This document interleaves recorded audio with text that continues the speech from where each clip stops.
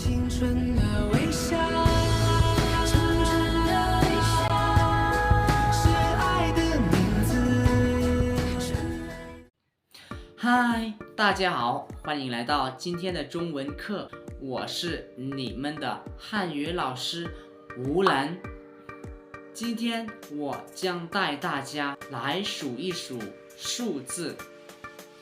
สวัสดีทุกคนขอต้อนรับเข้าสู่ช่องอูลาสตูดิโอซึ่งเป็นช่องที่จะพาทุกคนรู้จักภาษาจีนและจะพาทุกคนพัฒนาด้านภาษาจีนซึ่งวันนี้เนาะอาจารย์จะพาทุกคนนี่มานับเลขเป็นภาษาจีนนำกันเดี๋ยวเนาะเราจะมารู้จักคำว่าเลขศูนย์สกอร์เนาะเลขศูนย์จะว่าหลิงมานับตั้งแต่1ฮอด10นำกันเนาะ1 2 3 4 5 6 7 8 9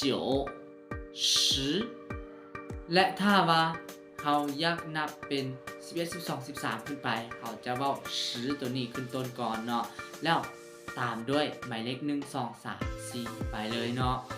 คือ11 12 13 14 15และอื่นๆเนาะต่อไปเนาะเขาจะมานับเป็น10 20 30จนฮอด100ล้านนำกันเนาะ10เขาจะว่า10อยู่แล้วมันดิ20เขาจะว่า20 30เขาจะว่า30 40เขาจะว่า40 50เขาจะว่า50 60 60 70 70 80 80 90 90 100เขาจะว่า100 1,000 1000 10,000หรือว่า10,000จะว่า1万100,000 10万1ล้าน100万10ล้าน1000万100ล้านเขาจะว่าเป็นว่านหรืออีเนาะว่านอีแต่ถ้าหากว่าตัวเลข100ขึ้นไปเนาะเป็น101 102 103จังซี่นะเขาจะบ่อ่านว่าอีไป2อีไ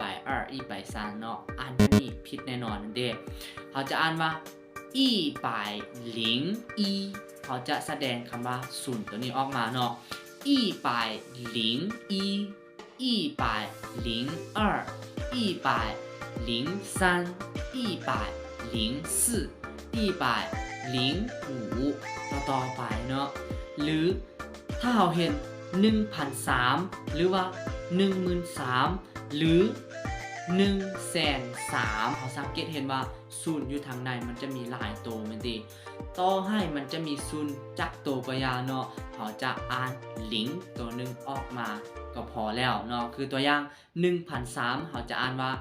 1003 13,0001,003 100,000กับ3เนาะเขาจะอ่านว่า